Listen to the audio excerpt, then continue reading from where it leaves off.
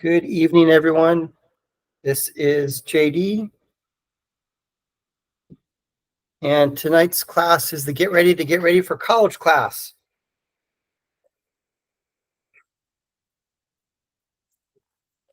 Have you ever seen a child scream, "You did that on purpose"? Don't you just want to reply, "Yes, I did"? Well, as you move through high school and eventually college and life, do things on purpose. Choose the things that you will do and the activities that you will be in. Be intentional. Intentional, this is a great word. It's an adjective and is a function word that depends on something else. So we have to be intentional about our grades. We have to be intentional about our scores. We have to be intentional about our clubs. We have to be intentional about our activities and be intentional about our college applications and our college essays. So don't just randomly do stuff. Be intentional with the things you do. Yes, have some fun also, but be intentional. Intentional college planning involves taking responsibility for your grades, your test scores, your attitude towards school and teachers. It requires gaining clarity about what we want with college, owning what we say, and choosing how we show up in all situations and how we want to contribute. This is another great word, goal. It's the object of a person's ambition or effort, an aim or a desired result. What is your goal? Quote, the odds of hitting your target go up dramatically when you aim at it. Mal Pancoast. So what is your current GPA and your current test scores? What scores do you want and how will you get there? What grades, what GPA do you want when you graduate high school?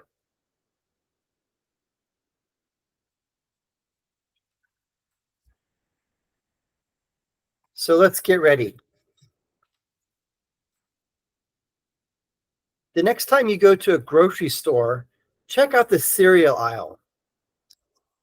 When you're about halfway down the aisle, stop and stoop or stand on your knees and look left and right. What do you see? You see all the shiny cereal boxes aimed directly to children that are ages 3 to 6. So when you're stooping or you're standing on your knees, you're about 3 feet tall, which is about the height of a 3 to 6-year-old. So why are the shiny cereal box at the eye level of 3 to 6-year-olds? It's because they're positioning their product to the right consumer. It's going to be that 3 to 6-year-old that walks down the aisle with their parent and reaches out and grabs that cereal box and says, "Mom, Dad, can you buy me this?" So here's a question. Did you know that companies pay extra to have their products on a specific shelf? Companies were intentional with their product placement. So be intentional with how you place yourself before colleges. So your job as a student is to make yourself into that shiny cereal box that colleges will want to admit and will want to buy and want to admit. So you can create, craft, and be intentional by implementing a plan, a goal to become a great college candidate. This is one of my favorite stories, the Brass V. Every year, new college freshmen move into the college dorms. The hustle and bustle of moving boxes, unpacking, meeting new friends is common on every campus. A particular college student moved into his freshman dorm, and on the first day, the first thing that he did was he mounted a brass letter V on his door. Everyone who would walk by would inquire what that letter V was for. The college freshman wouldn't tell. People would constantly ask him, "What's that letter for? What's that letter for?" He would simply smile and say, "You'll see." No one knew what that brass V was for or what it represented or if it was anything at all. Maybe it was the number 5. Who knows? The college student would move into his dorm and mount his brass V to the door every year. Periodically, it would need dusting and cleaning.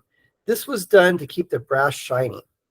Sophomore year, junior year, senior year, the same thing. The brass V was mounted on the door. Dorm mates and students would walk by and ask the same question. Even faculty and professors were curious, about this mysterious brass V? Or was it a 5? The answer was always the same. The college student would simply smile and say, "You'll see." Eventually, the senior year of college came and the final set of finals were taken, yet no one knew what that brass V was for. There was a buzz in the air on graduation night.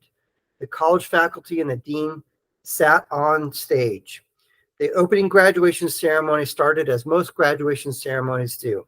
A guest speaker gave a riveting motivational speech.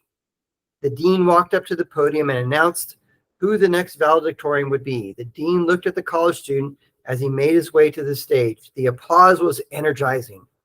The college student spoke gently into the microphone and said, "For 4 years, all of you have asked what this brass V was for." Holding it high above his head, he proudly smiled and said, "V is for valedictorian." This is how you can be intentional. Set a goal, do whatever is necessary to achieve that goal. So, how do we be intentional? How do we make ourselves into a great college candidate? If you know, then it's not that scary. Understand what a college and a university is looking for in a college candidate, and then do those things. Ask the question, what does a college value? What does this college value? Then do that. If the college does not value it, then don't do it. On the college application, colleges ask specific questions. Do those things so you can boast about them on the college applications. You can check out some generic college applications just by going to any college's website and checking that out. You can also go to commonapp.org and check out a generic college application there. As an example, on the Air Force Academy's application, it asks, do you have the Billy Mitchell Award? Well, the college values that. That's why they're asking that question. Then go and get the Billy Mitchell Award. Do that. Earn it. So 5 things that colleges are looking for in a student. We'll cover the how, why, what, when, and all of that. And the first one is grades and your GPA. Grades and GPA are always important. Your job is to graduate high school with the highest grades and the highest GPA that you can. Be intentional with your grades. As I said, your job as a high school student is to get the best grades that you can. Yes, take some challenging classes, take some AP honors, dual enrollment, or IB classes. Better grades will increase your chances of college selections. If you need help, get help from teachers, counselors, peers, or even a tutor.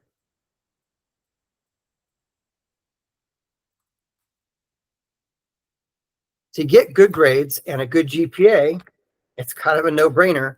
Turn in your homework completed and on time. Also participate in class. Learn to overcome the obstacle of not asking questions in class. When I was in high school, I was kind of a shy person and I really didn't interact or ask questions in school. I really wish I would have asked more questions. And the more times you do that, the more comfortable you become with it. So ask questions, get more comfortable, and it'll be easier to participate in class. By participating in class and joining in with a positive interaction and respecting your teacher, your grades will go up. This will also help with your teacher recommendations later on. Be intentional with your test scores. Whether it be the PSAT, SAT, or ACT, if you have not signed up for one of those tests, please do that now. Sign up for possibly the April, May, or the June test, depending on your schedule. What about test optional or test blind colleges? Well, what test optional or test blind means is a student can apply to the college, get admitted, and never have submitted a test score. Okay, but what about colleges that are test blind? Many colleges were forced to go test optional or test blind because of the crazy pandemic. For the class of 2025, so current year juniors, Um, Many colleges will remain test optional or test blind. However, for the class of 2026 and beyond, it's my professional guess that colleges will revert back to the old standard and require tests. Okay. There were many colleges that were test optional before the pandemic, and these colleges will continue to remain test optional. If you want to talk about testing strategies, give me a call and schedule a meeting and an appointment. By practicing prep and study, you can get a great SAT and ACT score. Ellie was intentional about her test scores. She reached out to her recruiter contact at Pacific Lutheran University up in Seattle and asked this question. And write this question down. It's a really important question to ask each of the colleges that you're going to be applying to. And that question is, what is your biggest scholarship and how do I qualify for it? What's your best scholarship? What do I got to do to get it? So Ellie asked that question, what's your best scholarship and how do I get it? And the recruiter from PLU said, you've got to have a 3.0 GPA or higher. She had that. And you have to have a 28 ACT score or a 1300 SAT score. And she said, okay, I'm going to focus on the ACT. Again, it doesn't matter. Pick one, SAT or ACT. She decided to focus on the ACT, took the test 3 times. The third time, she popped a 28, and she earned the best scholarship at PLU. Now, had she taken the test another time and gotten a 29 or even a perfect 36, that would not have gotten her any more scholarship money at that college. So we want to find out what's the best scholarship at this college. What do I got to do to get it? And then, of course, do those things. So be intentional.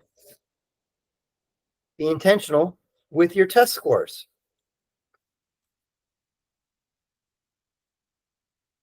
Number 3 on our list is be intentional with the clubs and activities that you're involved with. The next thing that colleges are going to ask about, besides your grades and test scores, is what else did you do in high school? They're asking these things to see if you might be involved in one or several activities that the college has. This is important to colleges because students who are involved in an activity at the college are more likely to make friends and are more likely to stay at that college and eventually graduate. And that's what the colleges want, is they want you to graduate from their school. So they have these different clubs and activities for you to join so that you can make friends and have college friends and feel comfortable at that school and ultimately matriculate and graduate. That makes the college look good. So be intentional with your extracurricular activities.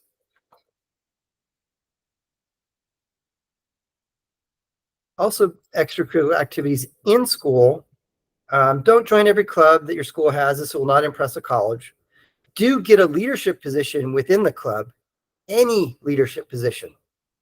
Stay in the same activity for 4 years, preferably.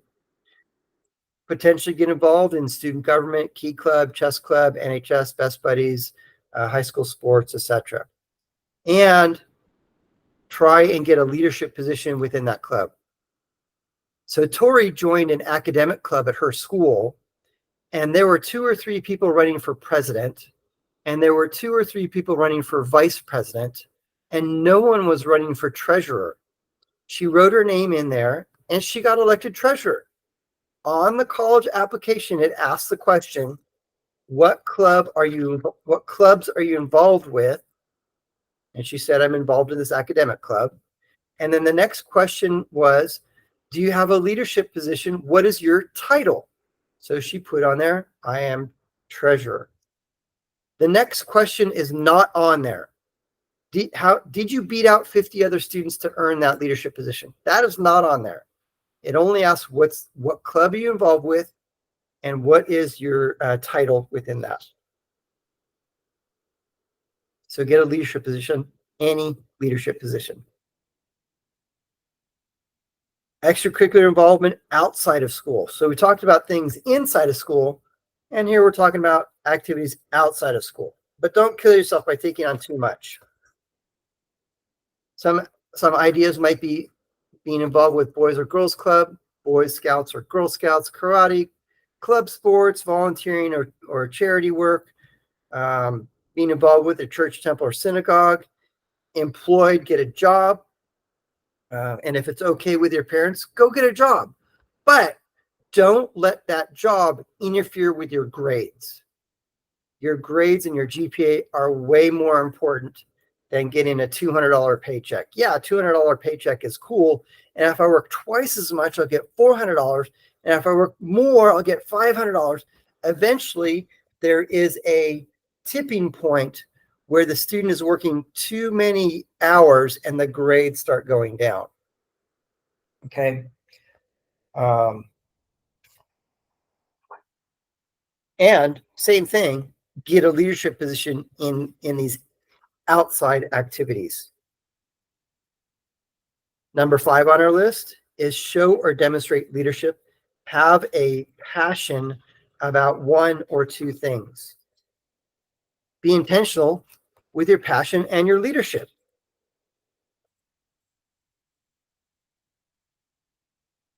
Many students are rejected from top colleges because they thought that their grades and their test scores were enough to get them in. Grades and test scores are important, but these are not the catalyst, the factor that separates the students from the masses. Over the course of your high school years, develop your passion. What do you love? What are you interested in? What do you like to spend your time doing or looking for information on? Okay. When students apply to colleges, most of them are minimalist. Here's me, here's this little information, make a decision. When I was reviewing Connor's college application, in the activities section, for one of the activities, he wrote clerk, C-L-E-R-K, 5 letters. That's all he said in there. And I said, give me some more information. Tell me more about that. What we don't want is we don't want the college to guess what you do. We want to be specific. I did this. So Connor said, well, I greet customers when they come in. I'm like, okay, customer relations. Put that in your college application. I stock shelves. Okay, put that down. Inventory control. What else? He says, oh, the boss has me lock up the store twice a week. I'm like, wow, that's awesome. That's huge. The boss trusts you. You are trustworthy.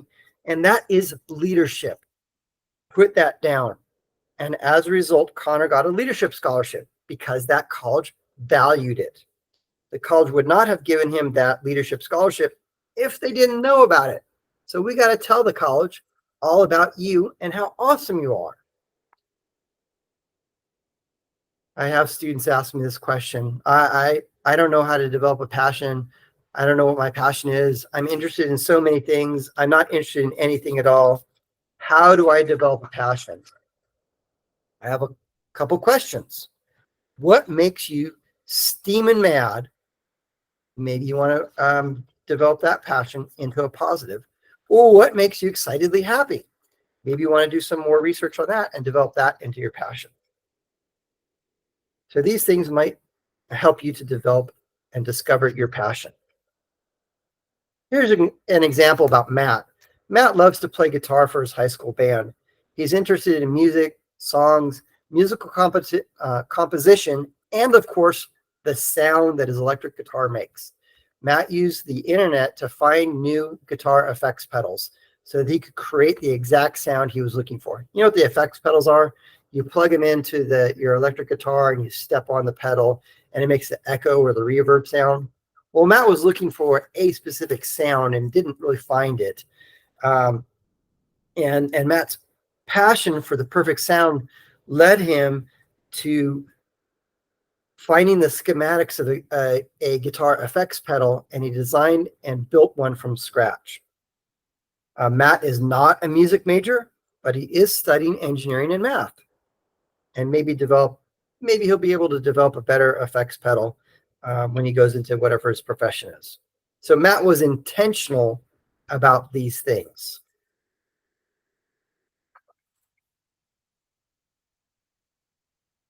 Luke loves computers and the software that is used to create the programs that people use. He likes to tinker and look at computer code. He used the internet to help write better software programs. He started a company jailbreaking iPods, iPads, iPhones, and posted that on Craigslist. Luke used his passion about these things, and this was his theme throughout his application through his essay. The theme was, I'm interested in computers and software. I've done these different computer software related things throughout my high school career. And as a result of that, he got a scholarship and now studied software design and computer science in college, and eventually got a job in the computer industry. Luke was intentional with these things. Gabby loves to help people. She also likes politics. She got involved with Model UN at her school. She got involved in high school government at her high school, and she also planned events. She was involved in various different competitions, and she also volunteered at underprivileged camps for young kids. So Gabby's compassion for helping others was evident throughout her college application and her essay. In the extracurricular section, she told the college of the volunteer work she did, how she helped out underprivileged kids, and she highlighted this through her application with a charity walk she was involved with, both as a participant and as a volunteer. She ended up studying humanities and international relations in college. Gabby was intentional about these things. It's very easy to develop your passion when you know how.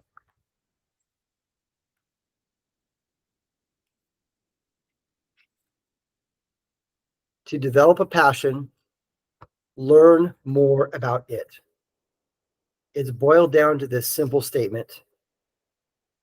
If you want to develop your passion, learn more about it.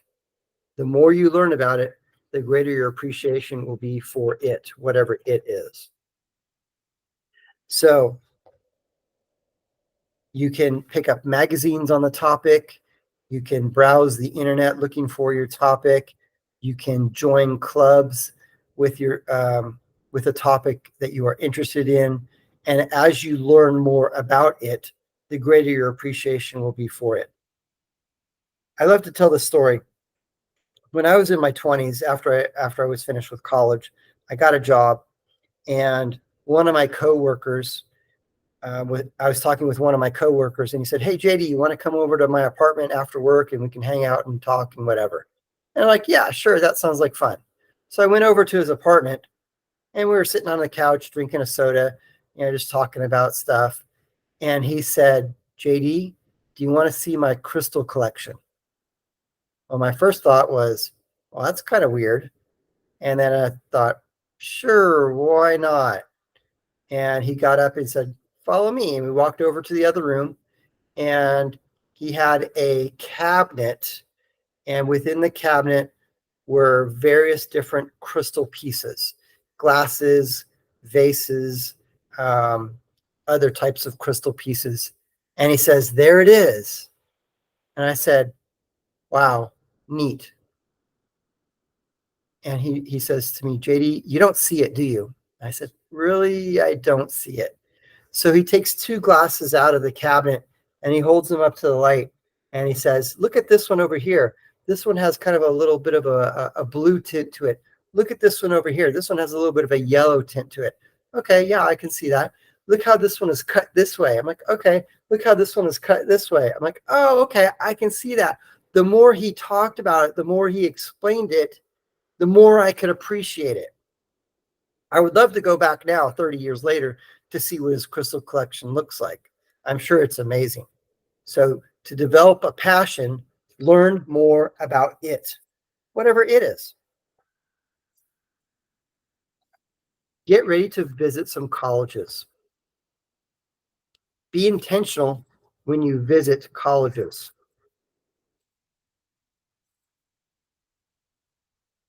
Go to the college's website, make an appointment to tour the college. Here's what I'm going to encourage is for you to go and visit colleges that are within a 50-mile radius of where you live. Visit those colleges first. Even if you don't want to attend those schools, visit them anyway so that you can get a base, so you can compare that with other colleges. So here in Arizona, we've got 3 schools. We've got ASU, Grand Canyon University, and Arizona Christian University. There are 3 very different types of colleges. We've got ASU, large public college. Grand Canyon is a mid-sized private school. And then Arizona Christian University is a small college. When you visit those 3 colleges, you'll see some similarities between that. And then you'll take away, I like this about this college. I like that about this college. I don't like these things about the college. So that when you do go somewhere else to visit colleges, you've got something that you can weigh, balance, compare, and contrast. So here's Ellie's story. I already told you she visited Pacific Lutheran University and asked that question, what's your best scholarship? How do I get it? Well, she visited 3 colleges, Pacific Lutheran University, Willamette University, and the University of the Pacific. Willamette was in Oregon, and University of the Pacific was in California. Each school has its individual personalities. Some colleges might have the personality of party school. Some might have the personality of academic. Some might be athletic, charitable, political personalities, and more. When you visit the college, look beyond the brochures, because the brochures are designed to want you to apply to and go to their college. So after she had visited these 3 colleges and saw the similarities, because each college said the same thing, our school's awesome because we have this amazing science building. And then the second school said, our school's awesome. We have the amazing science building. And the third school said the same thing. Our school's awesome. We have an amazing science building. And she's like, okay, that's not really unique. What is unique and special about these different colleges? And take some notes. A good reason to take notes when you visit the college is because on the college application, some colleges ask a supplemental essay question, and that supplemental essay question is, why do you want to come to our college? And a really great answer is, when I visited your college and I spoke with the recruiter or I spoke with the professors, they said this, that influenced me to want to apply to and attend your college. So when you're on vacation in California, Minnesota, Illinois, Washington, or anywhere, take a few hours of time to go visit a college or 2. Go to a college's sporting event. Go to the college's concert if they have one or a play. The more information you collect from a variety of colleges, the more informed you will be when you make your final selection. Get ready to get information from colleges. Be intentional with the information that you receive. To get information, go to the college's website and fill out the request for information form. You might have to look around a little bit to try and find this form.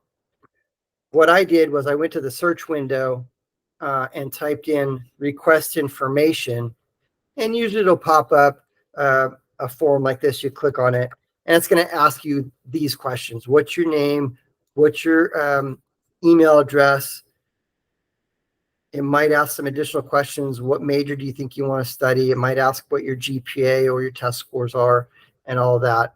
And it's definitely going to ask for your email, and it may ask for your mailing address. You want to give them all that information so that you can get on their mailing list.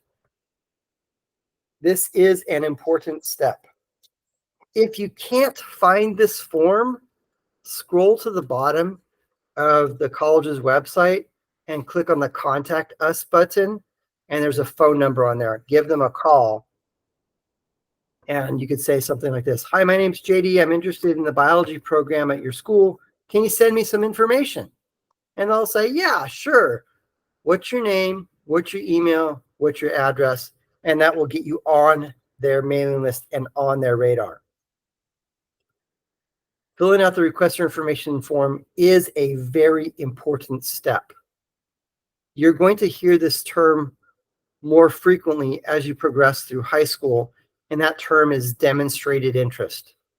That's exactly what it sounds like. You're showing the college, hey, I'm interested in your school. It is extremely important to demonstrate interest at every college, especially if the college says, don't demonstrate interest. Please demonstrate interest at every college. I was on a conference call with the admissions director for Yale, about 2 or 3 months ago, and he was talking mostly about the essay requirements and blah, blah, blah and stuff. And then he let something slip. And he said, not enough students contact our admissions department and ask questions. And I said, duh, you're telling them not to by telling them not to demonstrate interest. Regardless of whatever they're saying, please demonstrate interest. When you fill out the request for information form, you will get an email or a letter from the college, and that letter or college will state on there, hi, my name's Steve, or my name's Sally. I'm your recruiter contact at this college. If you have any questions, give me a call or send me an email. Now that you've captured that information, you can start building rapport with that person. So now that you've collected college, now that you're on the college's mailing list, you should receive brochures, flyers, view books, etc. from the colleges. Compare the brochures. You'll see a lot of similarities. Don't let the pictures from the brochures influence you, because every photo has been photoshopped. Take a look at this. Do you see it? If you don't see it, how about now? So they photoshopped this kid in there to make it look more ethnically blended. Once that kid found out, he was really upset, and he actually sued the college and won. Didn't win any money, but sued the college. Get ready to look for information that the colleges send you. Review and look at information on College Board's website. That's a good website to check out. When you're looking at the college brochures and all that stuff, what you want to look for is categories that are underrepresented.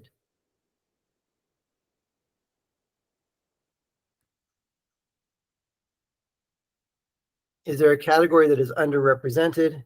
And if there is,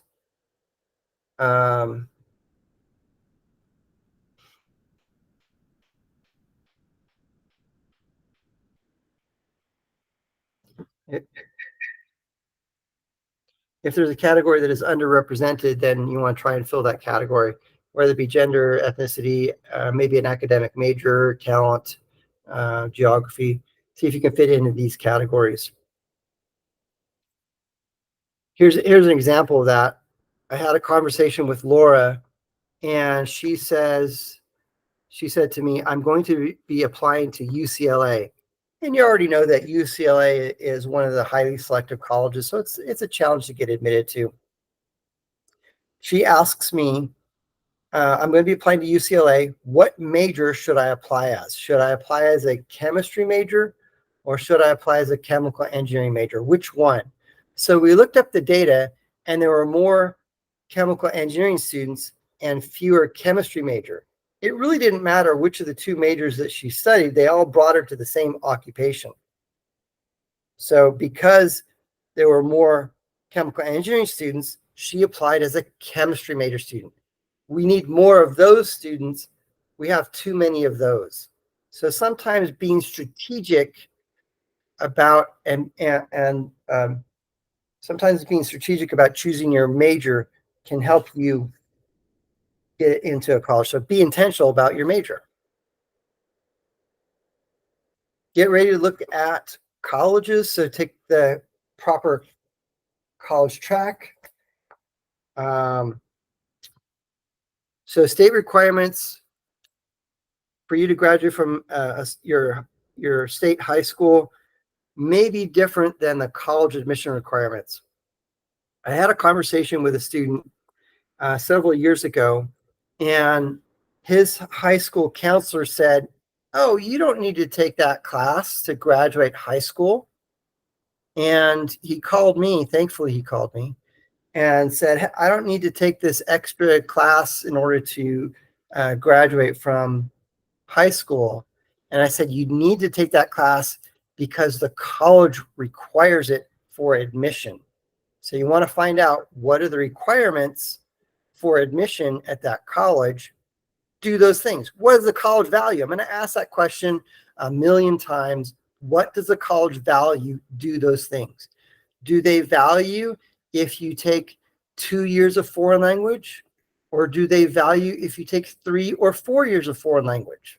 Or no foreign language? We want to find out.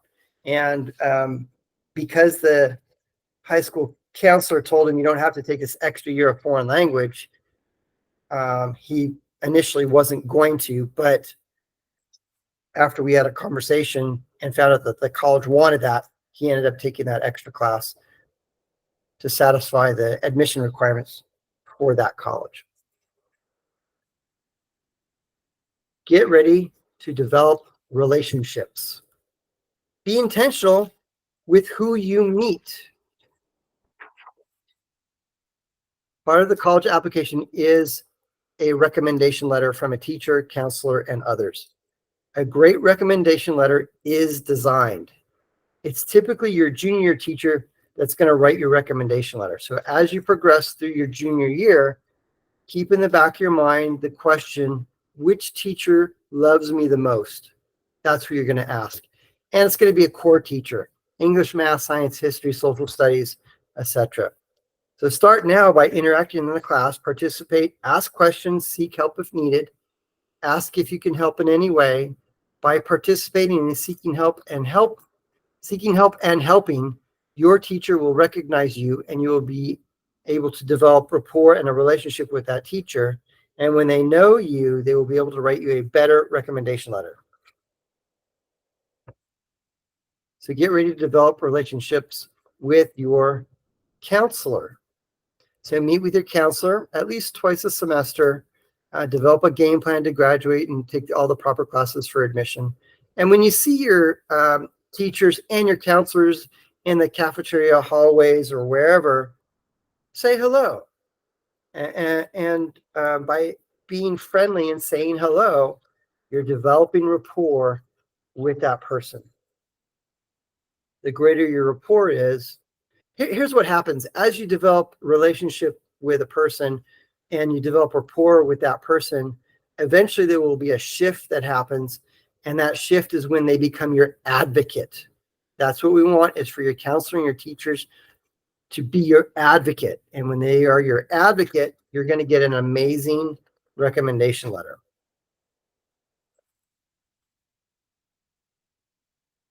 You can also develop relationships with others, employers, pastors, priests, rabbis, coaches, leaders, and college recruiters. Really important to develop rapport with the college recruiters. Okay? Because it will be the recruiter or the recruiter and a panel of people that make the decision, do we admit you and do we give you scholarships? And the human psychology is, if they know you and they like you, the probability of admission and scholarships goes up. So when you have a positive relationship with someone, they may become your advocate. Someone who is your advocate will write a better recommendation letter for you. Go to the college fair. When a college recruiter comes to your high school campus, go and talk to that person. Ask them some questions.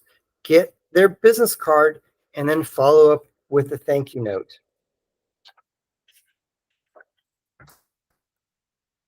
Get on the college's radar. And if you haven't come in for one of the student meetings, in one of the student meetings, we talk about the demonstrated interest in the college touch points. And the college touch points are how to properly demonstrate interest to each of the colleges that you are going to apply to. And the first way to properly demonstrate interest is go to the college's website and fill out the request for information form. Another way to demonstrate interest is to meet the recruiters that come to your high school campus and go to the college fairs. Get their business card and follow up with a thank you note. Getting on the college's radar is important because it demonstrates interest. Demonstrated interest is one indicator used by colleges to determine how interested applicants are in enrolling in their college. Demonstrated interest can be assessed through various contacts with the admissions office, including requesting information, campus tours, contact with the admissions representatives, etc. I already told you about my conversation with the um, admissions director at Yale. Not enough people contact the admissions department. Do that, please, because you're going to demonstrate interest. Okay, that is an important step. While we're on this demonstrated interest, I want to tell you about a couple seniors that I have this year, class of 24s. Well, let's go back a couple years. Max applied to University of Miami in Florida, and looking at Max's demographic, his grades, his test scores, his leadership, and all of that, he was above the average median of students that were admitted. His grades and test scores were very strong. So we felt that he had a very strong shot at being admitted to Miami and getting a good scholarship package. Well, what ended up happening is he was deferred admission. He wasn't admitted, but he wasn't rejected. He's kind of in the middle in limbo. Well, Max called me up and said, "Hey, JD, I was deferred admission. What do I do?" So I started asking some questions, and I found out that he did not demonstrate interest at that school. And I'm like, please demonstrate interest. So we came up with a 10-week crash course on demonstrated interest. And he did all these things over the course of 10 weeks. And about the 8th week, he got a phone call from Miami that said, "Congratulations, you're admitted." Colleges want to admit students who want to go to their college because Max demonstrated interest. They assumed that he wanted to go to their college. We don't want to fall into the deferred or the waitlist pile. And one way that you can circumvent that is by demonstrating interest right from the beginning, in your freshman, sophomore, and your junior year, and as you progress through your senior year of high school. Many colleges are checking out students on social media. So you want to get all your social platforms clean language, clean photos, no hate speech, and all that. Students have been rejected based on the information college recruiters find on social sites. So be intentional about your online presence. There's a graph. So to conclude, GPA, grades, test scores, extracurricular involvement, class rank, passion can all be developed and carefully crafted. Join clubs and activities, get involved, and get a leadership position. Starting on this path early will increase your chances of success, and you'll do it with less stress. So remember to be intentional about these things. Life will happen anyway, so let's be intentional with the things that are under our control. Imagine this. You order something from Amazon or some other online entity, and you order your package, and they're like, "Yes, we're going to mail your package. You'll get it next Thursday." Well, imagine that UPS, FedEx, or the post office said, "Oh, I forgot to put your tracking number in there." That wouldn't fly. So when a student says, "I forgot there was a homework assignment," or "I forgot there was a term paper or other project, I forgot there was a test," that doesn't fly. And it absolutely does not fly in college. So when any student goes to college, they will be treated like an adult. And on the first day of class, the professor will give you a syllabus that outlines the semester. The syllabus will tell you what chapters to read each day or every week. It will tell you when tests and finals are scheduled. It is your job to take self-responsibility and stay on task throughout the semester. There's no excuse of, "I didn't know," And that's because it's written in the syllabus. So when you order a product online, you're going to get that tracking number that's almost like the syllabus, and it's going to tell you when things are going to happen. So that syllabus tells you when things are going to happen. So start now and be intentional with staying on track. Keep track of when assignments are due. Turn in your homework on time. Write it down. When your teacher writes an assignment on the board, take a picture of it with your phone. Then later write it down. There are many apps that you can use to remind you, notes on the iPhone or iPad or some other type of memo thing on Android, or use a calendar program with reminders. Keep it all in one spot, and that, yeah. Yep. So what do you do next? If you haven't checked out my website recently, I'm super excited. It's being rebuilt. There's some cool stuff that's on there. Check it out. Write down your goals. What GPA will you have when you graduate high school? What test score do you want? Write it down. When you write it down, something magical happens. Your brain remembers it more vividly because you saw it with your eyes and you felt it with your hands as you wrote it. And next, read it out loud. So those are the three sensories. You hear, speak, and see and feel. So that covers the three learners: the visual learner, see it, hands-on learner as you write it, and the auditory learner when you hear it or what you read out loud. Electronic version is good to write stuff down, but handwritten is better. Again, there's just something magical that happens when you write it down. Write down what your goals are. So be intentional. Be intentional about all these things. Do you have any questions? I'm going to open it up to questions. And before I do that, I am going to stop the recording.